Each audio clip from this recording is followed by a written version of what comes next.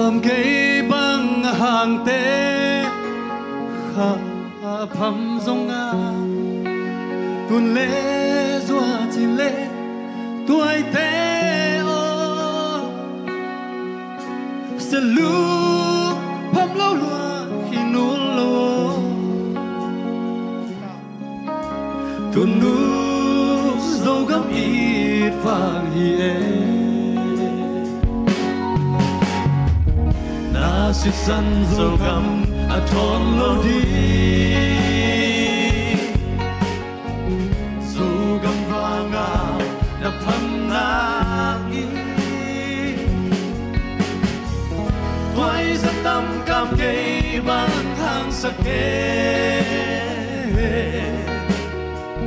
bắt thu là đi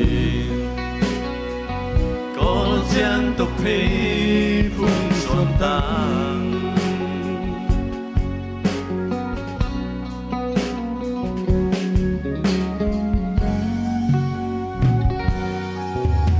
dầu gấm vàng phẳng tê qua in nghe suy lương pha lên ca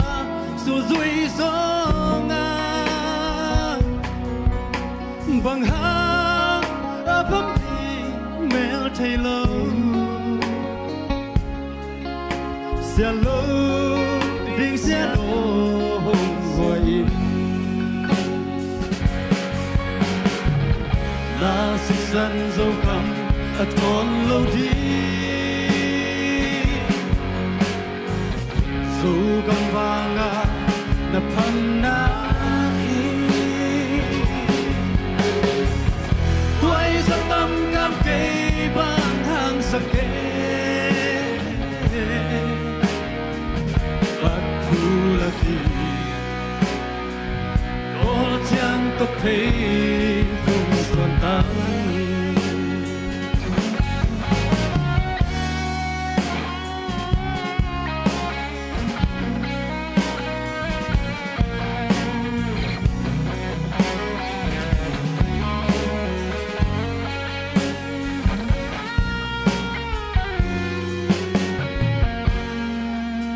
tuôn nụ dâu găm bạc băng lúc mãn gió khả cá phẩm thằng lâu oceano coi ra tâm tóc vàng luôn dấu đi nghi hàng băng hồng hoa in xiàn mà ngô na si san dâu găm thon lâu đi dâu găm vàng đã phăng na ý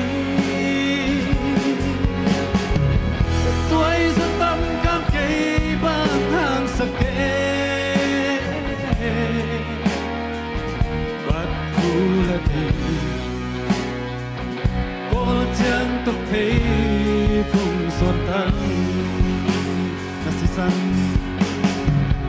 na si san dâu găm thon lâu đi dâu găm vàng đã phăng na ý tuổi rất tâm cam cây bằng hàng sắc kê bắt thu là thì có chẳng tóc thấy phùng son tăng cầm mà bay nè